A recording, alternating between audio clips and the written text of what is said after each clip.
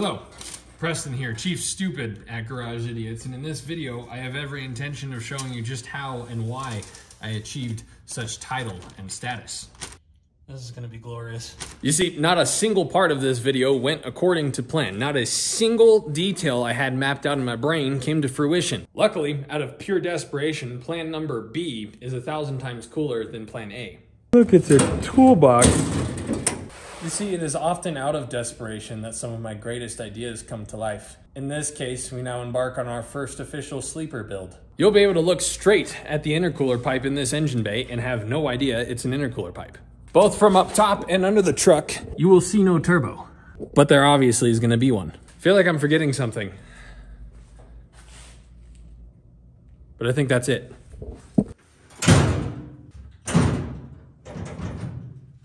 Oi! 60 seconds of your time, guys. I got new shirts, I got things to give you, okay? So first on the list, one of the best fabricators here in the state of Colorado I've been doing some powder coat work for, and I asked him if he could make a universal style catch can for me to give away to you guys, and he was like, heck yeah. So I took the liberty of powder coating it for you. Just take these bolts out, and then this is literally a Scotch-Brite, so you just cut a circle out and you can change the filter whenever you want. Any order over 25 bucks before taxes and shipping, I'm gonna throw in a free 100 pack of zip ties. We now have our own line of zip ties. For the same reason, we have our own line of gloves. We were tired of gloves that suck, and so now we have medium, large, and extra large. A 100 pack for 9 bucks. 300 pack for 19 bucks, kind of a buy two, get one free kind of price. And then if you're a complete psychopath, we have 1,000 for $39. Every order over 25 bucks is going to get a free 100 pack.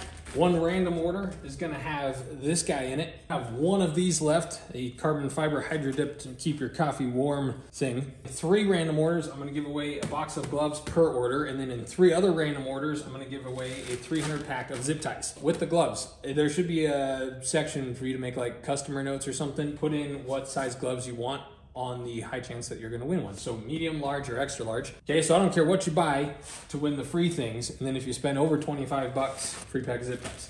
So got a brand new shirt, which I'm wearing now. And then we have one that we brought back from the dead because you guys kept asking about it.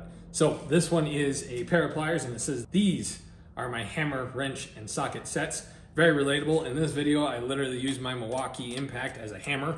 I'm not proud of it, but in the moment it seemed right. And then back from the deck, the Ain't Stupid If It Works America t-shirt. Okay, so everyone that ordered those in the pre-sale, you did get a 100 pack of zip ties because I didn't have the chance to tell you about it yet, so thank you. This video is sponsored by us, so I gotta tell you about what we have to sell so we can keep doing what we're doing. So thank you guys for listening. I'm really excited to show you guys all this. This is gonna be so fun.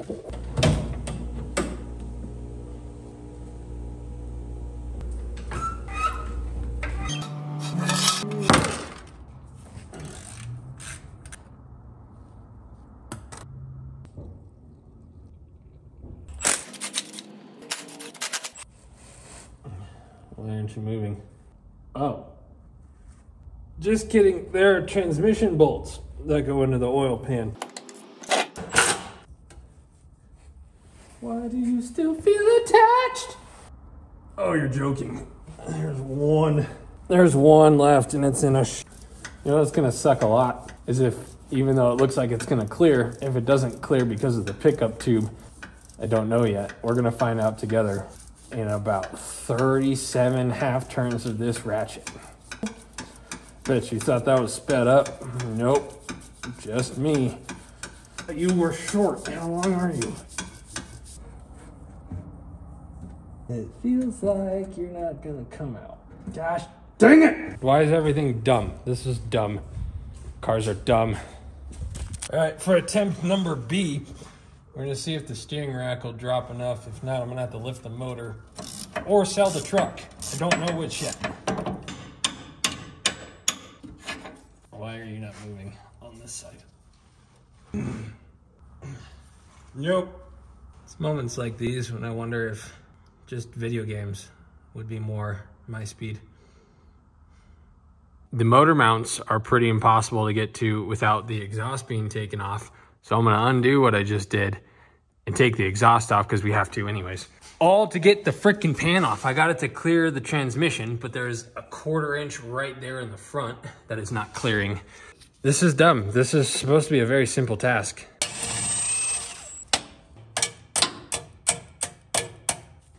Where's another hammer at?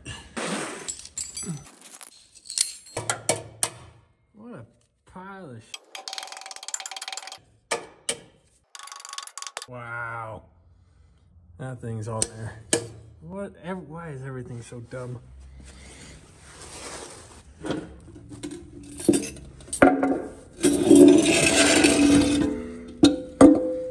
I hate you. Getting those headers out reminded me how absolutely zero room lies within this engine bay. So I'm gonna test this now because I don't even know if this is gonna fit. If anyone wants a twin turbo LS manifold set, let me know. Please take a look. Did you put the manifold on? Hey, wait. No. Correct. No, hey. It doesn't fit. But it gets fatter right here, and I need to go further this way, like an inch. I messed with it for like half an hour. You know, it makes me want to stab something. Oh, what makes you want to stab something? Is because this doesn't fit, I probably don't need to tap the pan. I've wasted an entire day. I mean, if it makes you feel any better, I swapped an engine. It doesn't make me feel any better.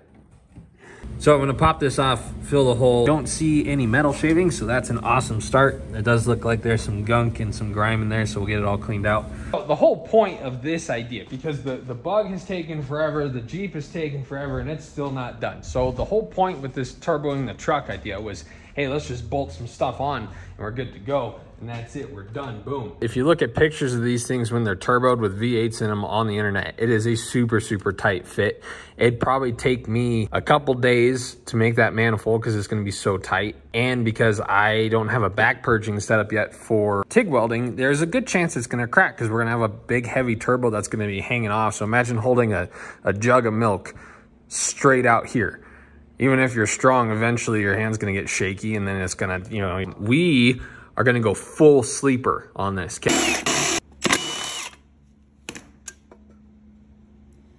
Oh, hello.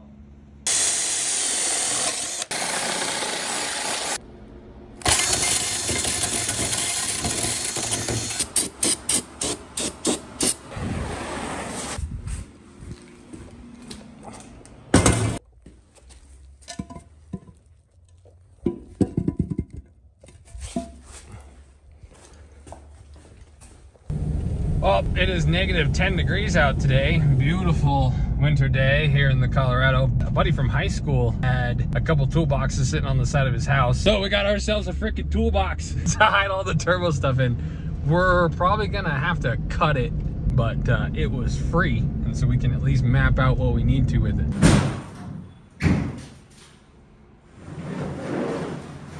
Thank goodness this is aluminum.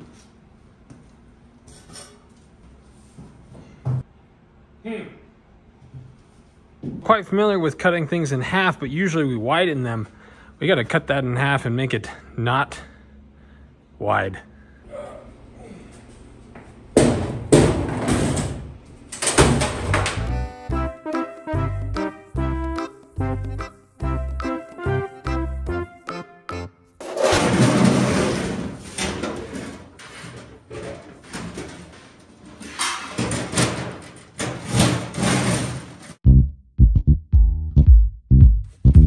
Some of you were worried we were gonna get too fancy when we bought a TIG welder. I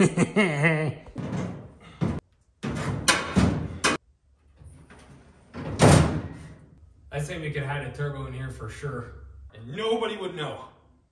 This is excellent.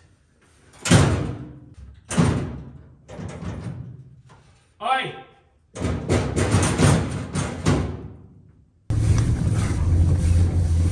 That's about all the snow is good for, is that.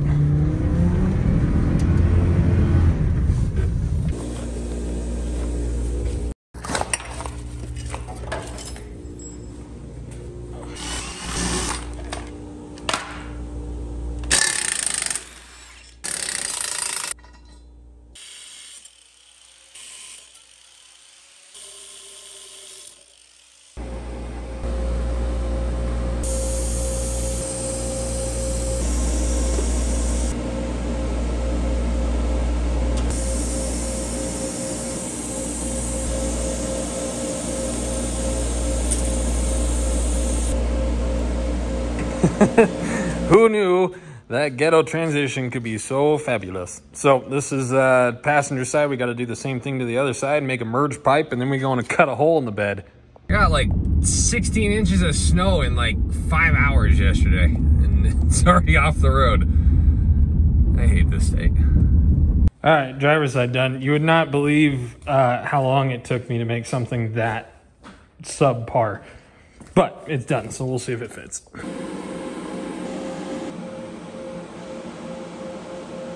That's how that looks, somewhere in there. That's how that looks, somewhere in there. It's really frustrating to spend the amount of time it takes to TIG weld and still have your TIG welds look like that. I was gonna MIG weld all this because you're not gonna see it, and I'm like, well, that's all the more better reason to TIG weld it, because it's practice, and if it looks like it ended up looking like, no one's gonna see it except the thousands of you that are now watching it. Some of them are okay, but you know, we're just not there yet. So this is about 2 1/4 inch pipe. We're gonna merge it about here to 1, and then about right here. Oh, the bed starts here. Oh yeah, duh. There's a space. Okay, so we got to go all the way to about here. That is a pretty big support, so maybe we'll go just in front of that, or maybe we'll cut the support out, because who cares? We are now entering the desperate phase of metal. This is a 4-cylinder Cummins intercooler pipe, but it's steel, and it's got some solid 90-degree bends on it. So this is up next for the chopping block. I actually might not have to cut this at all. This might be one of those weird things where you just find something and it works perfectly. All right, so that needs to go about like that.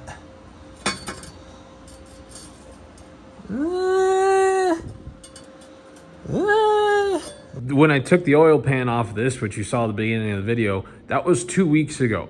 I have been so busy with work, I've had about maybe a total of 12 hours to work on this, which is why it's taken so long. I have a tremendous amount I have to do today, which sucks because I was making some headway. One of these is cracked and I have to fix it right there. So I got to weld that crack. This turbo housing and that swirl pot there need to get powder coated. This and hot side, goodbye. This and hot side need to get Cerakoted. Brake calipers have to become red. All of these really nice little catch can coolant reservoir combo things need to get powder coated wrinkle black. This here 3D printed air intake needs to get smoothed way out and then hydro dipped. All of these I already sprayed, but most of them have plastic texture and some nasty crap. So most of these I have to wet sand and shoot again. I have so much work to do, which is really great because a month ago I thought I was going to be homeless. So this is really cool. But as you can see, I still haven't been able to clean anything, and I have to make more of a mess.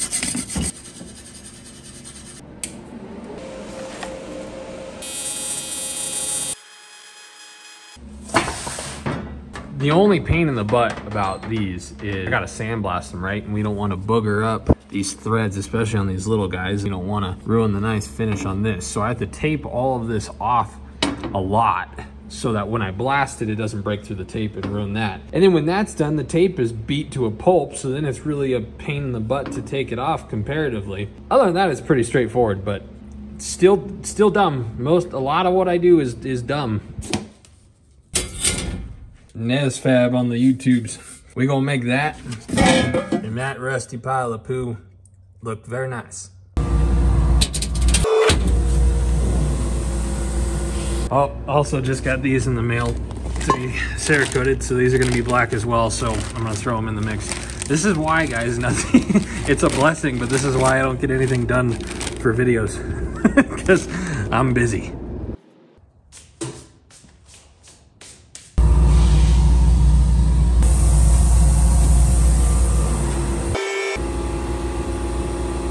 I just tried to use my key fob to unlock my shop. I need to go to bed or something.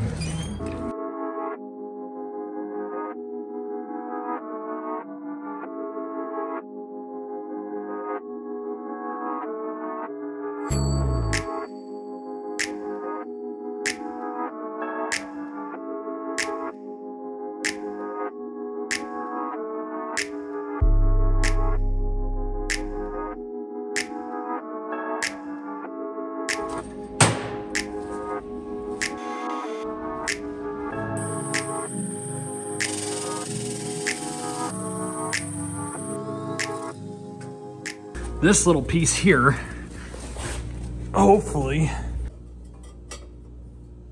that's about what we want. That's the final piece of this puzzle. Then we got to put a V-band there, send it back to there, and then we got to cut a hole in the bed, which is really the only thing I'm excited about doing. I'm over welding. This is taking way too long.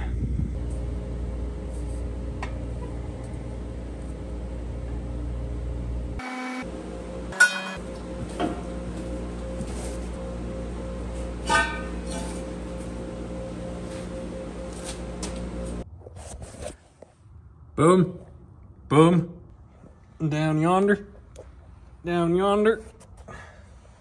Shit-choo, shit-choo.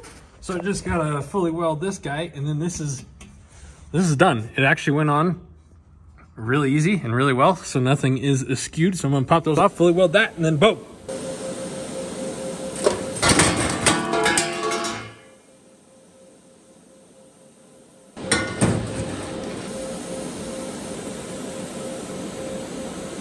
If you don't zoom into the video from here, that looks pretty dang good right now.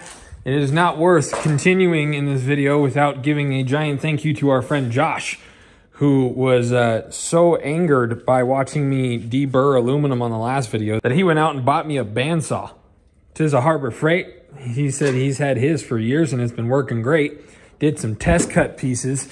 And as you can see, pretty clean cut, minus just a little bit right there. But previously we had like that multiplied by 70 on every single side. So this is gonna make everything move a lot faster.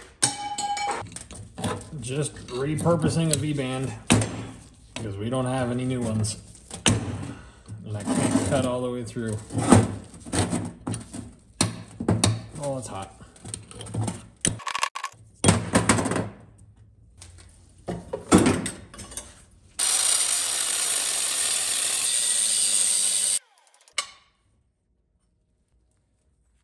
Like brand new.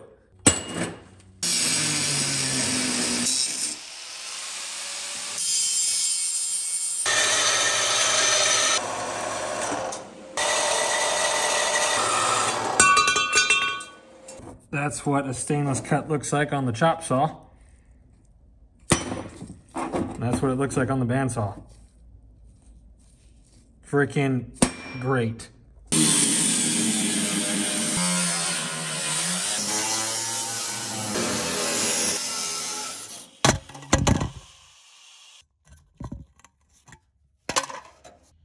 This is gonna be glorious.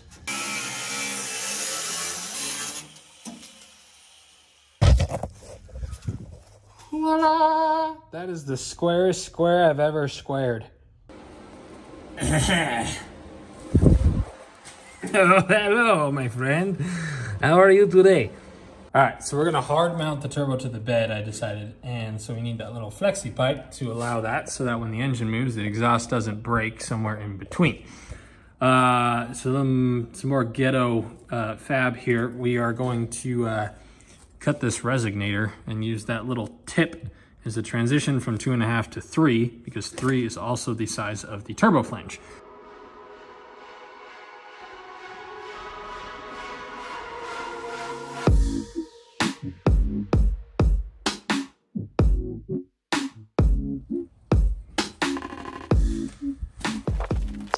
All right, so that is fully welded. So now this is heavy and this is flimsy.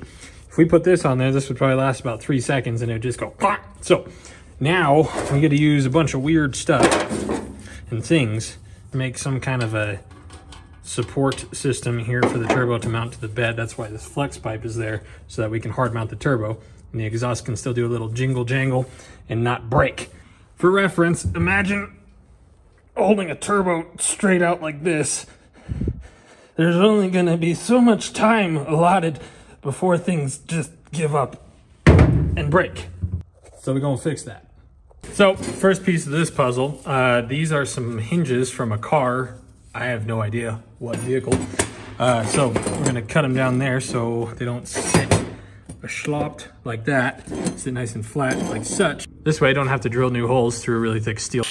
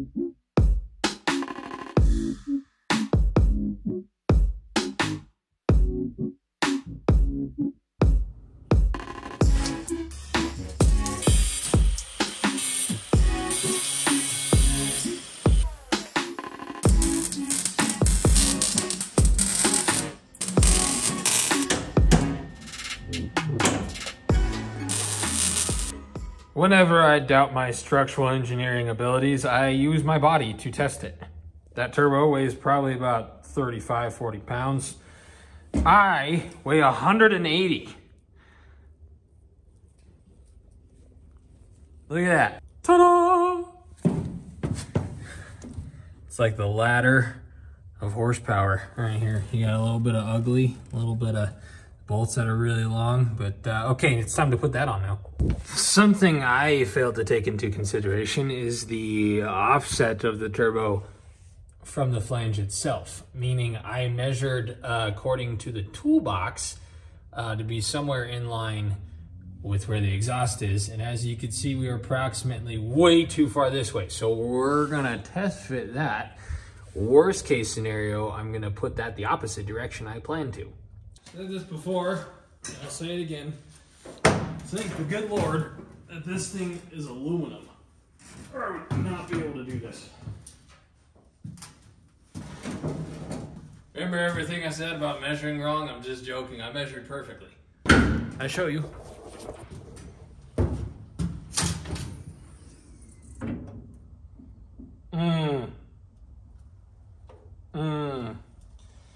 Now, obviously, you could see the turbo from right here. So we have the piece from the bottom of the toolbox that we're going to use and cut out to hide the front, and you'll never know.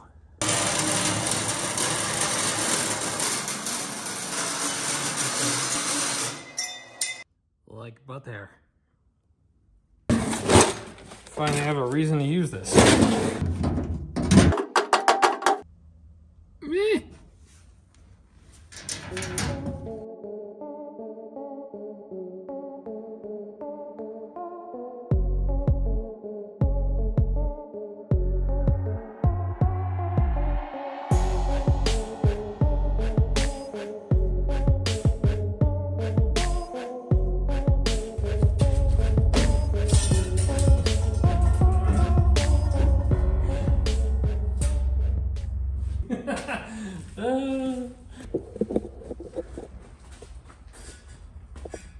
Freaking brilliant.